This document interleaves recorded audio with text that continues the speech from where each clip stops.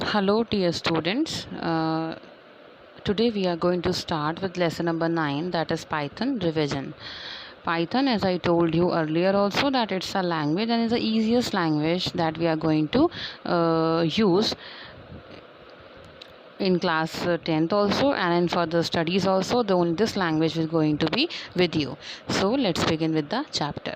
A computer is an electronic machine that understands binary data in the form of 0 and 1.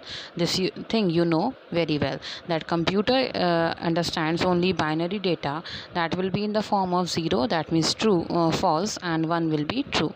It is designed in such a way that it can directly understand binary data. The code written in this format is called the machine language code. However, writing code in machine language is not an easy task, as it requires a lot of time and effort.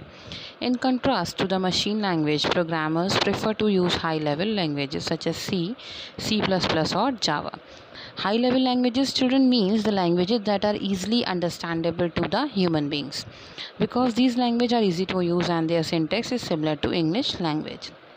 Python is also a high-level object-oriented programming language.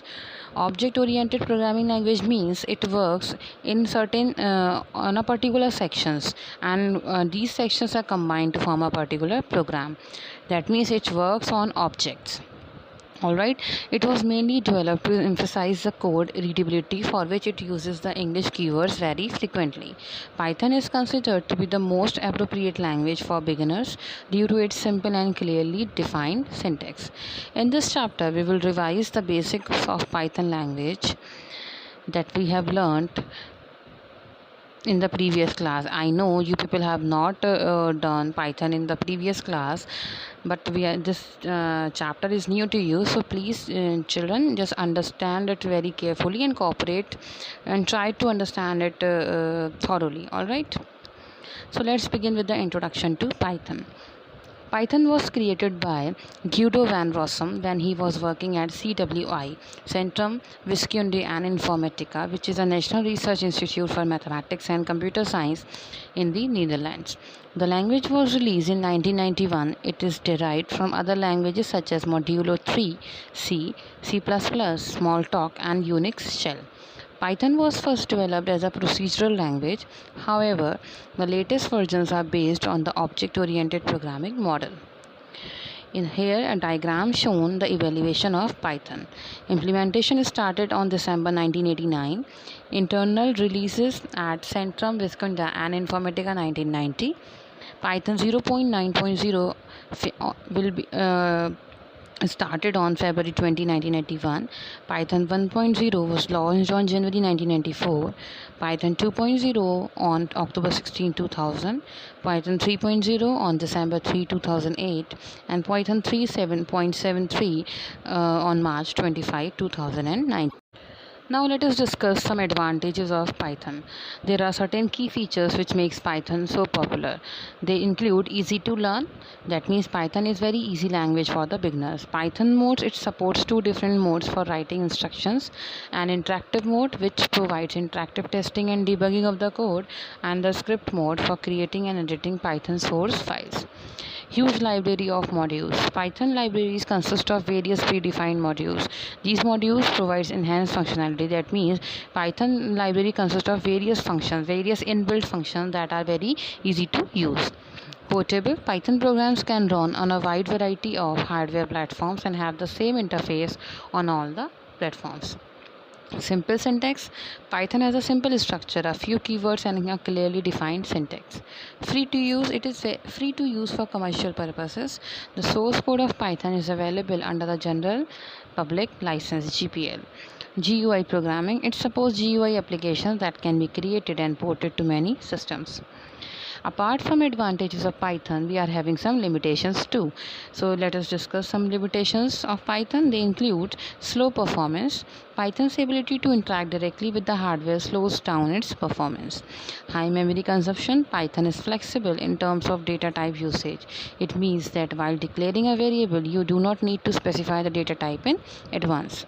The data type of a variable depends on the value assigned to it. Due to this flexibility of the data types, Python's memory consumption is very high. Runtime errors. Python is dynamically typed language. Variables declared in Python are assigned different types of values during runtime, as there is no compiler to check it beforehand. This can sometimes generate errors during the runtime. Now let us discuss Python modes. As I told you, there are two different modes of Python to work. First is interactive mode and second one is script mode. Firstly, we will discuss interactive mode. In the interactive mode of Python, the instructions are executed line by line, given the output. In this mode, the commands are typed next to the Python command prompt. That means in interactive mode, whenever you write an instruction, it will execute or it will show you the result at that time only. That means line by line execution takes place in interactive mode. To work in the interactive mode, follow the given steps. Click on the start button, all programs, then open Python 3.7 and idle Python 3.7. It will open the Python shell window where you will get the Python prompt. Now you can type the Python commands at the prompt and get the results immediately, as they have shown in the diagram in the program that I have given in the box. Here what they have done, type is equals to help, copyright, credits or license. For more information, these all are Python interactive shell. Now the program starts here from the arrow. A is equals to 10, B is equals to 34. Print A plus B. The answer will return as 44. So this is the program in interactive mode. When you type a command next to the Python prompt and press the enter key, the interpreter converts the command into machine language. After processing, the interpreter again converts the machine code into readable form output for us.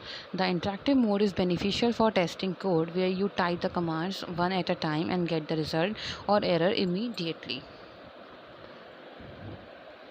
Now using print function, as you can see here in the previous program we have used a function name as print.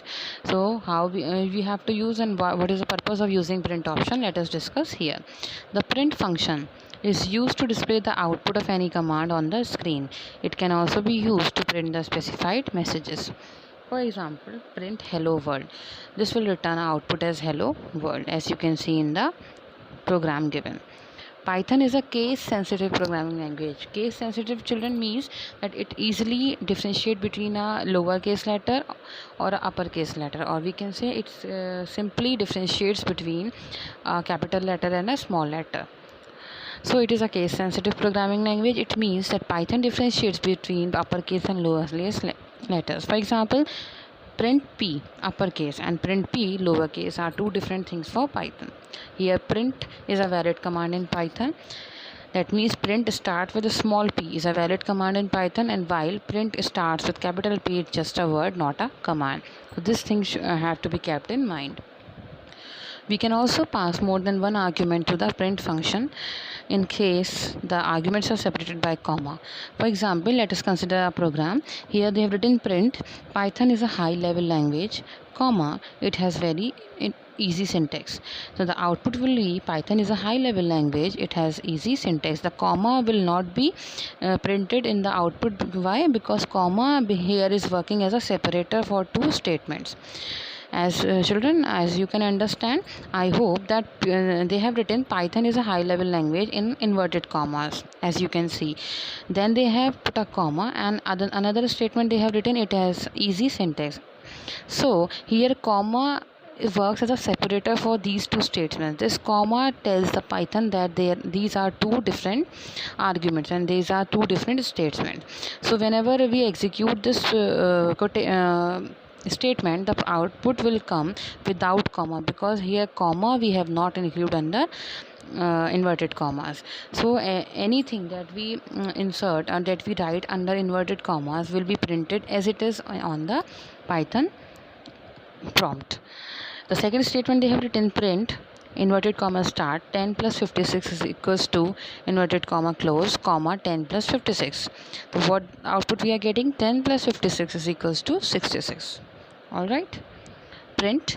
Next statement they have written print 10 into 8 minus 50 plus 30 into 2 divided by 10 is equals to comma they have written. Now output will be as you can see. So this by this program they have shown that we can write two or more arguments. These statements are known as arguments. All right, children. So they by this comma we can include two or more arguments in a particular single print statement. Now the next topic is escape sequences. An escape sequence is a set of characters that has a special meaning. An escape sequence causes the character following it to escape its normal interpretation. For example, when the character n is typed, it displays the same character on the screen, but when prefixed with slash character, it is read as an escape sequence. The following table shows common Python escape sequences. Slash new line ignored. Double slash will include a backslash. If you write single slash and code, it will single quote. Single slash and double quotes, double quote. So just go through this escape sequence table. Using idle as a calculator. It is not necessary to use the print function to evaluate an arithmetic operation.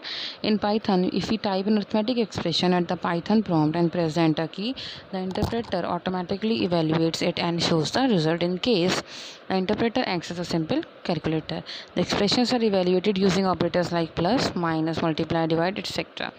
The basic BEDMAS rules are followed while performing calculations. Here, bracket expression, divide, multiply, addition and subtraction.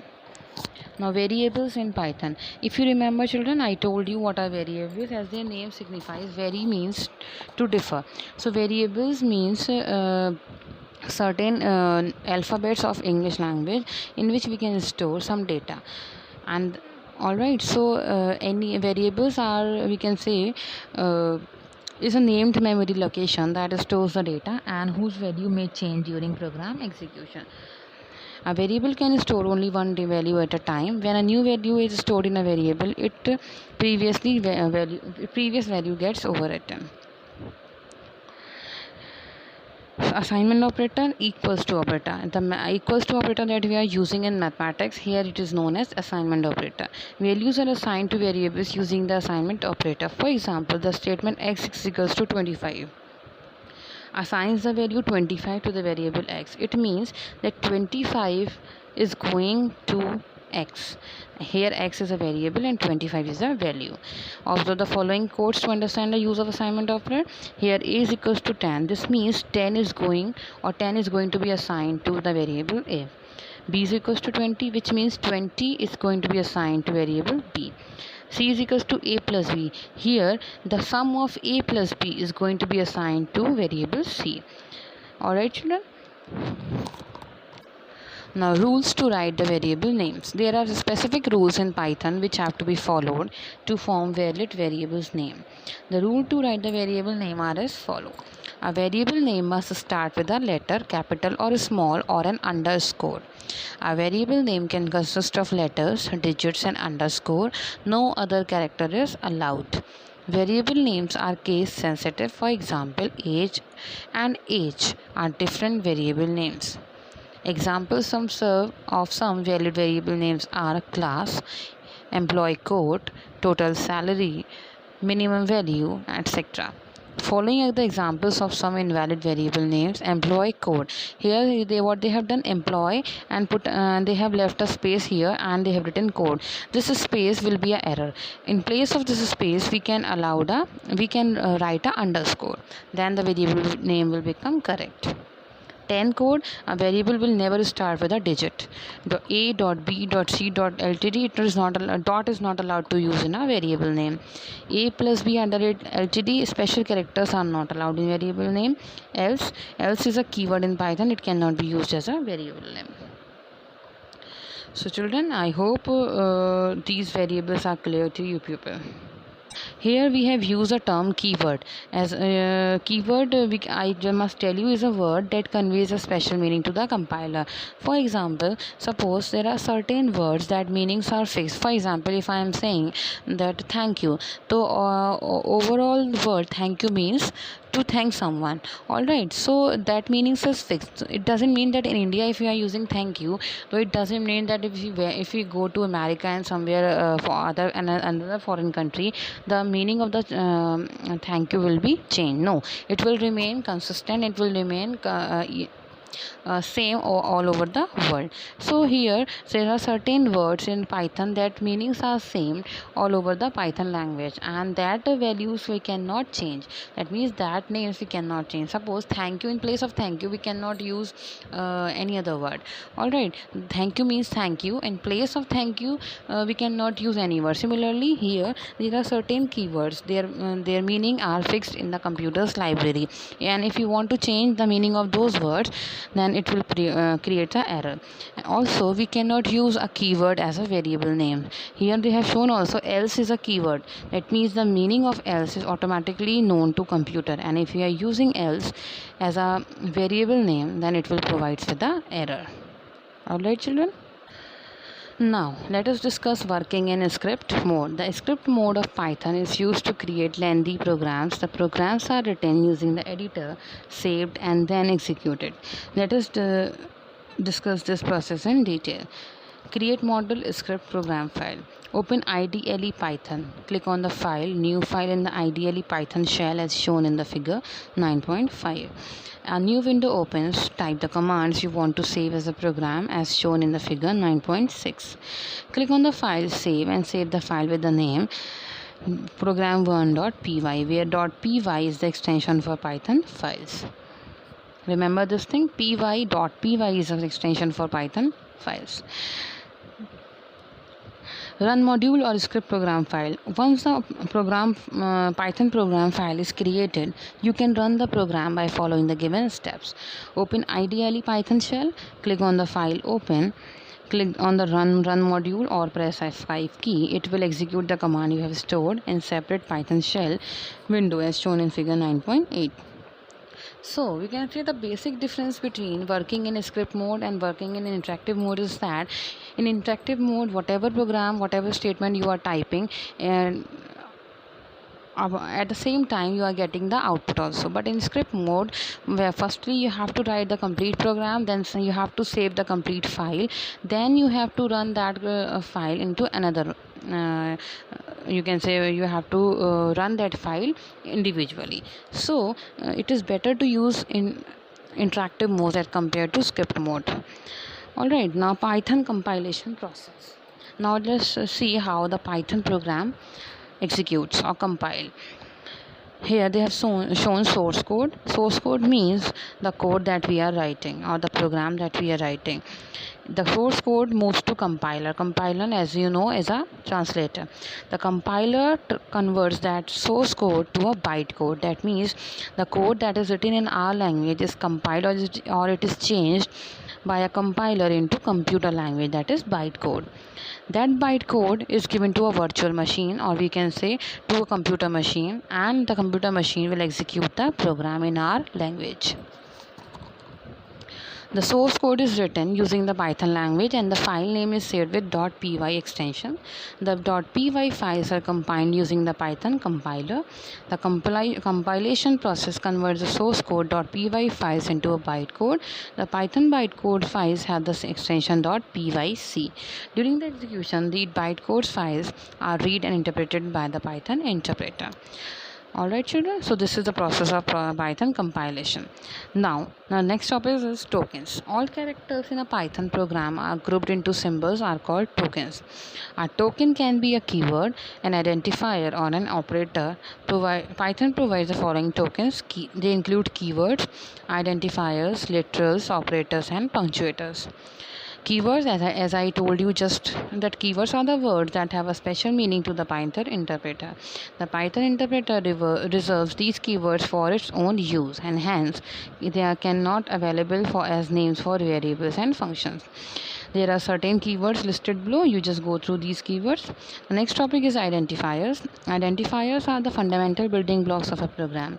These are used to name different components of a program, such as variables, methods, objects, etc. Rules for naming an identifier in Python are: an identifier name must begin with the letter A to Z or A to B or an underscore. Identifier names are case sensitive. An identifier can be of any reasonable length in Python. A Python keyword cannot be used as an identifier name. For example, print cannot be used as a variable name, but print can be used. All right, small print we cannot use, but capital print we can use as a variable. Examples of some varied identifiers: customer name, $M1 math, student 3 interest. They are some varied identifiers. Literals. A literal is a sequence of characters that represents values in a program and is stored in a variable. Literals consist of digits, letters, and other characters. Python supports the following type of literals: string literals. When one or more characters are enclosed in single quotes, double quotes, or triple quotes, then the literal is known as a string literal. For example, ABC, there are three characters. One is A, second is B, and third one is C. They are enclosed in a single quotes. That means it is formed as string literal. Chicago, it's a name of a place, so it will become a collection of, you can say, characters, and it creates a string. Now, Boolean literals. Boolean, the logical values true and false are called Boolean literals. During a logical evaluation, the true false literals represent on, off, yes, no, and presence, absence of something. In the above code, flag is a Boolean literal. A special literal. In Python, there is a special literal called none. The none literal in Python has the same significance as the null operator used in other programming languages like Java and C++. The none literal is used to initialize an object which has no value assigned to it. Numeric literals. There are three types of numeric literals. They include integer, that means integer numbers. Float literals include the numbers with a decimal point, and complex numbers. They include both, you can say, number as well as character. Complex numbers have different applications in mathematics. In Python, a complex number is created using two real numbers. Python converts a real number into complex number with the complex function. Example: 1 plus 2 into j. Now, dynamic typing in Python. Generally, in other languages, before defining a variable, you need to specify its data type. In such cases, it becomes difficult to change the value of a variable after you assign a value to it. In the above program, observe that the variable x is initialized twice. X is equals to 10 and x is equals to Python programming. First, x is assigned an integer value, then the next line string value is assigned to x. However, when we print the value x, we can see in the output window that the last value assigned to x is printed. This is because the integer value of x get overwritten by the string value. The process of initialization and reinitialization is called dynamic typing. Multiple assignments in Python. We are familiar with the single variable initialization, where a single value is assigned to a single variable. In Python, we can assign a single value to multiple variables in one line of code. This is called multiple assignment. Here you can see on page number 258, in a program, a is equals to b is equals to c is equals to 100, print a, b, c. So here what we have done, we have used multiple assignment statements. Here the value of a, b, c will be 100, and then the output will be 100, 100 and 100. Now, operators in Python. Operators. After understanding the concept of variables in Python, now let us perform some arithmetic and logical operations on the variables. There are certain operators in Python. They include arithmetic operator, assignment operator, string operators, and relational operators. First of all, we will discuss arithmetic operators. All the mathematical operators that are plus, minus, multiply, divide, and modulus, exponential, they comes under the category of arithmetic operators. Here, children, one thing you have to remember, that the percentage sign, modulus, it is a divide sign. Here it does not mean percentage, it means a division. When we are applying 5 modulus 2, then the output will be the remainder of the division. That means if you divide 5 by 2, then the output will be 1. So by using modulus operator, the answer will be 1. All right. The next operators are string operators. String operators work on the string values. These operators are of two types: concatenation and replication. Concatenation means plus sign and replication means multiply sign. Concatenation is used to join two string values. Replication is used to repeat a string for a number of times. Assignment operator. The assignment operator is used to assign a value to a variable. Relational operator. These are the operator that we are using in mathematics that is used to denote a relation. For example, greater than, smaller than sign, equals to sign, not equals to, and double equals to. Here children, single equals to sign means assignment operator, and double equals, if you are making double equal to sign, it means equals to. Alright children, don't get confused. The last type of operators are logical operators. Logical operators works on the logic. For example, it includes and, or, and not. And means if the result, that means if both the results, for example, a is equals to tan and b is equals to tan, if I am saying a is equals to b, that means if we are using an operator, it is compulsory that both the statements will be true. Or works as a you can say if one of the statement will be false, then the answer will be false. And not means it reverses or negates the given condition. Children, you can see the concept and the use of these operators in the examples given in the table. Now precedence of operator. As we are having precedence in mathematics also, here also we are having precedence of operator. Precedence of operator depends like which operator will be evaluated first while writing any expression. So here is a table they have shown. They have shown a parenthesis. Firstly, the parenthesis will be solved. Second is exponential. Then unary plus unary minus, then multiplication, division, floor division, modulus, then binary addition and subtraction, then relational operator, and last one will be Boolean or logical operations. So in this sequence, our operator precedence.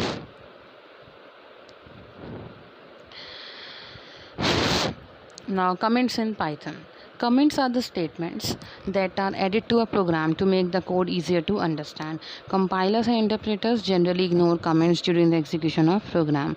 If you add comments to your Python program, Python will not show the text written in the comments in the output. Although comments are optional, they are needed for the user's perspective. Single line comments and multiple line comments are there. Now list in Python.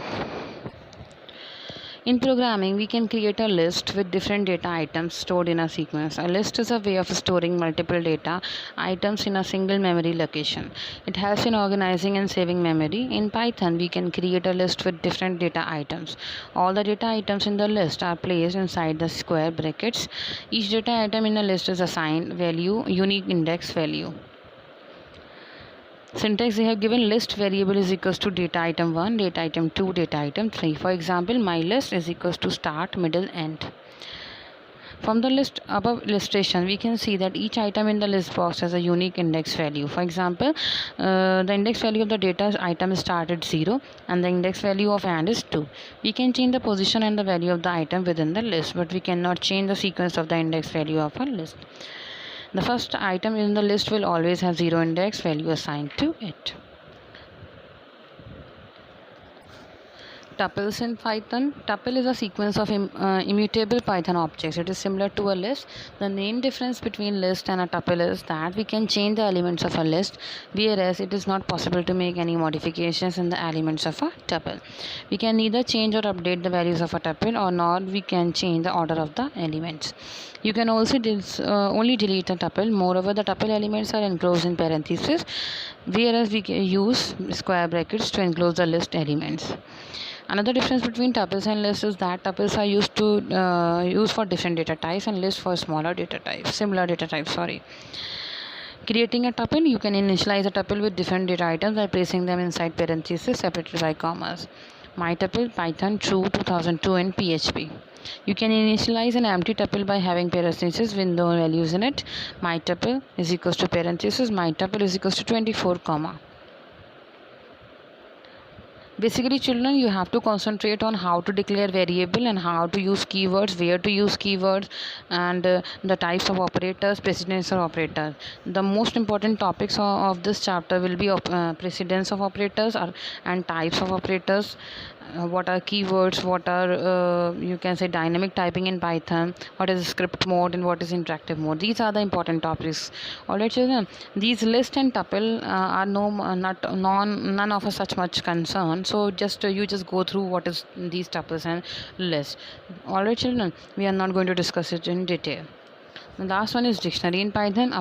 In Python, a dictionary is a collection of unordered data types or values which are changeable in index.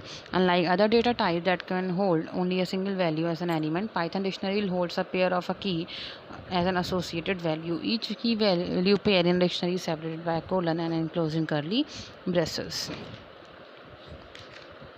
So this is all about the chapter. This chapter is quite easy and quite theoretical chapter. Little programs are there. You just go through the programs yourself. As I explained you, but one main thing you have to be keep in mind that how to assign a Python variable, and which value has to be used for a variable, which value has to be used for a keyword. These things should be keep in mind while doing any Python program. Children, if you get a chance to explain this chapter in school, so definitely I'm going to take this chapter in a school also, but this time I am helpless because I am not able to I'm not able to execute this practically because my computer is not working very well. So that's why I'm not going to take this chapter practically. So children, I hope and I pray to that soon we are going to meet in a school, and whenever the school will reopen, definitely I'm going to explain these two chapters, that is Python and the next chapter to Python. Alright children, so children, please cooperate and you just try to understand this chapter theoretically just now, and there are little programs. If you make that programs yourself now, that will be easy for you. Alright children, till then stay safe and goodbye.